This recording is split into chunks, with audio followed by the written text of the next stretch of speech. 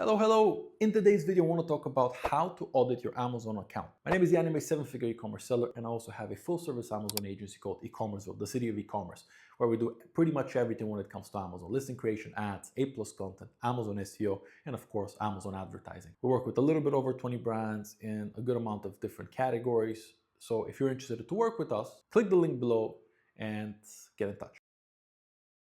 Now let's get into today's video. Today I want to talk about how to audit your Amazon account.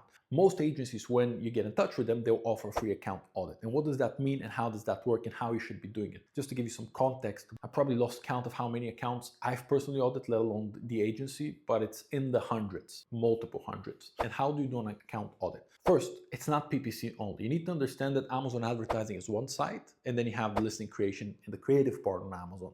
Because on Amazon, your listing is the actual ad.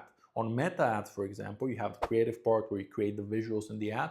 On Amazon, your actual visuals is the listings, especially when we're talking about sponsored products. It has sponsored displays and sponsored video. That's a bit different. So how do we audit it? First, start with the listings. Don't start with the ads. Start with the listings and go through all the listings of your account. Of course, the more listings you have, the more work it will be. But start with your listings and start looking at pricing.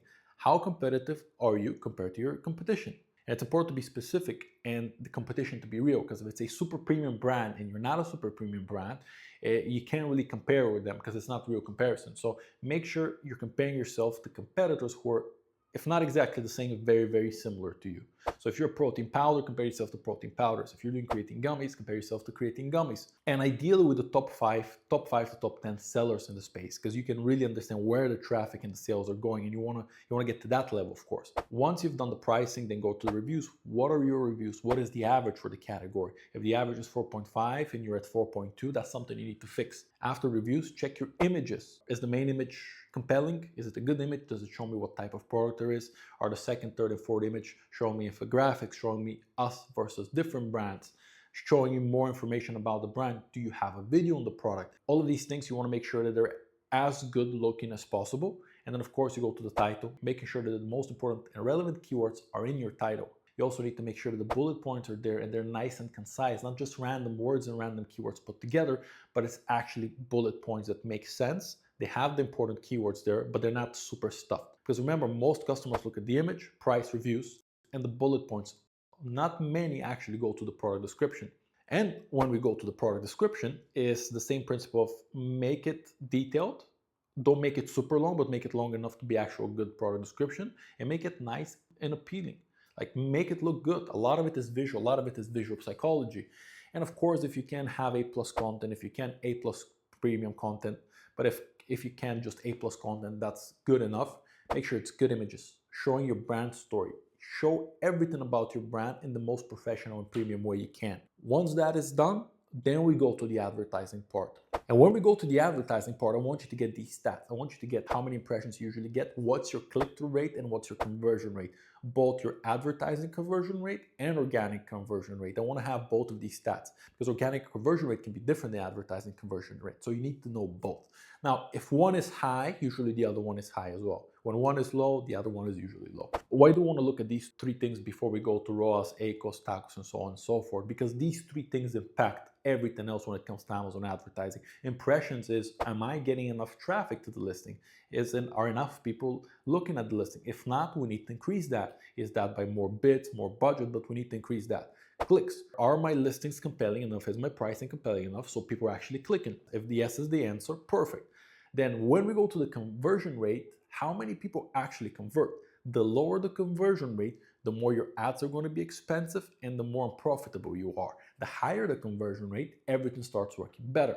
So once we know these stats, then we go into the advertising of what's my ACOS, what's my TACOS, what's my ROAS. And you need to really understand that if these three metrics of impressions, click-through rate, and conversion, especially conversion, if you can figure how to improve your conversion, that's where everything becomes more profitable. Because you need to understand that on Amazon, ranking is based on conversion rate and sales velocity. Basically, how fast do you sell and how often do you sell and how often do you convert? Because the more you convert, the more you sell, the more money Amazon makes. And the more your listing is liked and loved by customers, which are the only things that Amazon cares when it comes to products. Good experience, velocity, and are they making money? So after you've seen all of these stats, you're probably already in a very good level, because The truth of it is that if you fix your listings, you'll probably fix your click-through rate and conversion rate, and already that will give you a good leeway. Once you've done the audit, and then this, and when I say this is one part of the audit, because then it's the part of actually you going to the campaigns and looking at the keywords, which is very important. What keywords are you targeting? How many type of campaigns there are? How many keywords are in the campaigns? If it's too many, it's an issue. If it's very few, that can be an issue as well. Like, do we have all the campaigns? Do we have broad, phrase, exact? Are we doing product targeting? Where is most of our budget going, and how efficient that is? That is how an account audit is done properly. And the technical part of you going through each campaign, because you need to go through each campaign, can be very time consuming of, okay, this keyword doesn't work, so probably need to do a new campaign or add these keywords. Oh, there are 20 keywords in this campaign, that's too many, I need to make sure there are 3 to 5. All of this requires a lot of work, so you need to understand what you're looking at. I can probably do a 5-hour video on this, but I want to keep it nice and simple. And if you just do the listing part and understand your impressions, click-through, and conversion rate, that will already set you apart from most brand owners. So concentrate on that part. When it comes to the technical part of the ads, it's a bigger learning curve, but it's, again, equally important. I hope you liked this video. A lot more to come. Stay tuned.